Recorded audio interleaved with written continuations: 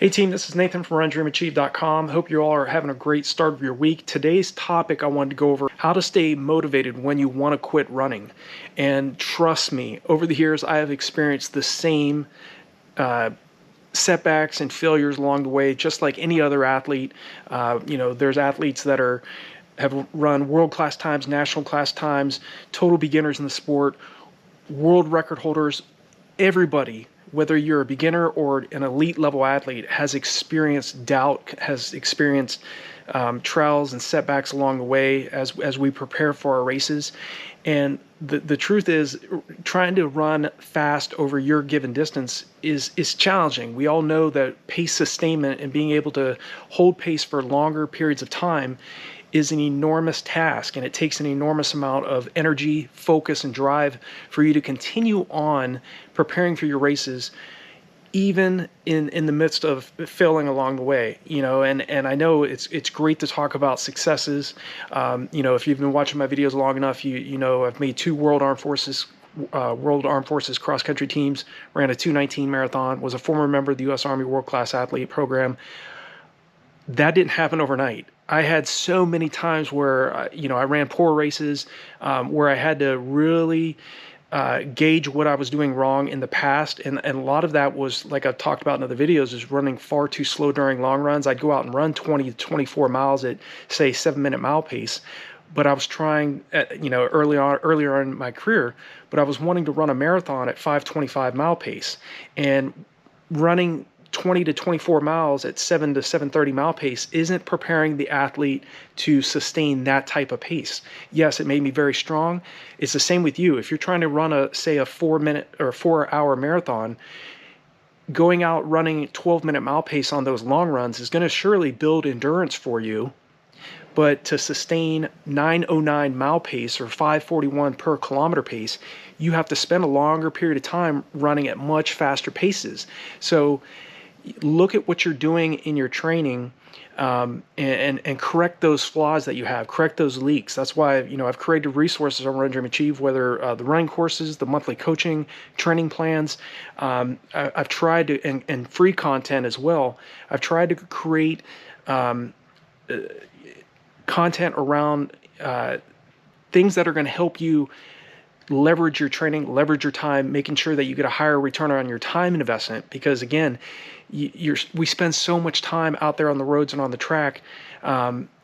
There is times where you're going to be challenged mentally. You're going to be questioning, is this the right event for me? Am I spending too much time trying to run the marathon distance when maybe the 5K or the 10K distance is better suited for me?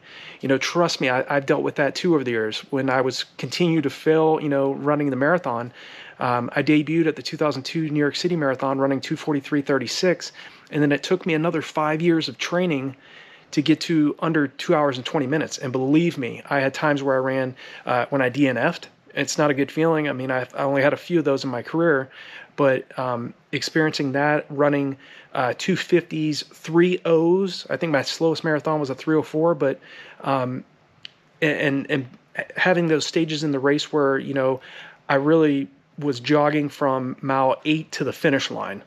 And again, you learn the mistakes along the way. You learn what you were doing wrong. And some of the things, like I said, what I was doing wrong was just running too slow for too many miles during the week. You have to start spending, if you want to run a fast time, you have to spend sufficient time training well below that goal race pace, whatever that pace is for you. So maintaining motivation is key. You have to get over setbacks quickly. Know that without a doubt you are going to have poor races. You're going to have poor workouts. You're going to have times where you're second guessing yourself. Just know that every time you do a workout, whether it's good or bad, you're one step closer to getting toward that goal. But you have to be relentless. You cannot just be one toe in, one toe out. You have to be zeroed in and 100% focused on what you want to do. And as I talk about, I always bring up in other videos, we have 3 choices in this life. We can be average, we can be good, or we can be great. And greatness demands much more out of us than I think a lot of us realize. Over the years, I had, like I said, I had setbacks. I had times where I just couldn't sustain the pace in races. I had times where I went out way too fast in my races, which was very unwise. I got too hyped up running. I'd see Kenyans in the race and I'd want to go out and race with them when, and there was times where I was able to outrun some world-class Kenyans, but it didn't happen immediately. I had to take my licks. I had to earn my stripes along the way to get to that point. But also I was outrun several times by great local runners, great national class runners, great world class runners. And then there were other times I was able to sustain pace and outrun some really great runners. And that persistence is absolutely essential for you as well.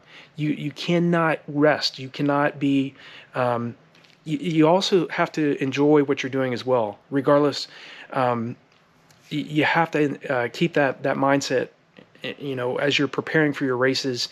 And if you are too stressed and too focused and too hyped up about your particular goal, and to the point where it's giving you diminished returns, then it's unhealthy. There is a time where it's very important to take some time away from the sport, give yourself a break.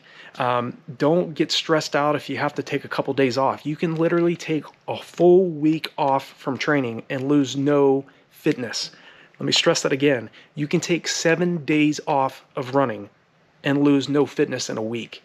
Now, you will start losing some fitness after a week, but just know that you can quickly gain that back. And a lot of times runners, I've been there too, we get so hyped up with how many miles a week we're running, how many kilometers a week we're running, what workouts we did. And another thing to maintain motivation when you start to doubt and is to get away from social media. You don't have to, I know you get excited because I did it too when I was on social media, Facebook and all that. We get excited about specific workouts that we did. We talk about races that we have planned, and then we share that on social media. I think one of the best things you can do to maintain your motivation and minimize the amount of stress that you're dealing with is don't post the races that you have planned, because then you're going to be focused on, well, maybe the people that know me are going to, they're going to know that I have this race coming up. And what happens if you do run poorly? You have to explain that after the race, or maybe after if you posted it online, then you have to explain it when people are asking, well, how'd the race go? So one of the things that I think is very helpful to lower your stress levels is just to focus on, letting your hard work do the talking for you. Don't post that on social media after the race, especially if you have a great race. Then post it that you ran this specific time or you placed this specific place in a race on social media. I think a lot of times if it's okay too to post some, what you were doing in terms of training online if you want. But in terms of just so in case the race doesn't go the way you want, that you don't have to stress about that or have to stress about the fact that maybe I posted that online and now, now I have to measure up to what I said, what I posted on social media. So I hope that makes sense.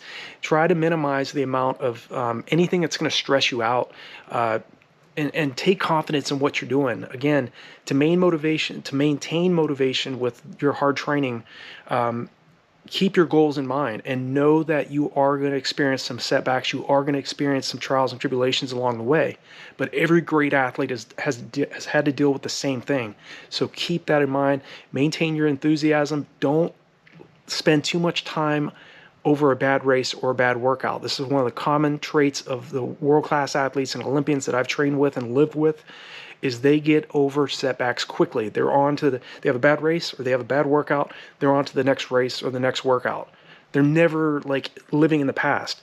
Forget what you did in the past, whether it was a bad race or a bad workout. Learn from the mistakes you made, but don't continue to harp on it and worry about it. If you have a bad race, write down what went right in that race and what went wrong and how you can correct it in the future. You cannot go back and run another workout or past workout or past race. You can only move forward. So make sure you take this advice seriously. I hope this is helpful for you, just hearing it. I think it's very important, like I said, minimize the things that are going to stress you out. And I think that's really going to go a long way in helping you maintain motivation, minimize the amount of stress and things that are going to cause you to not perform at the level that you're capable of. Definitely, I hope this video was helpful for you.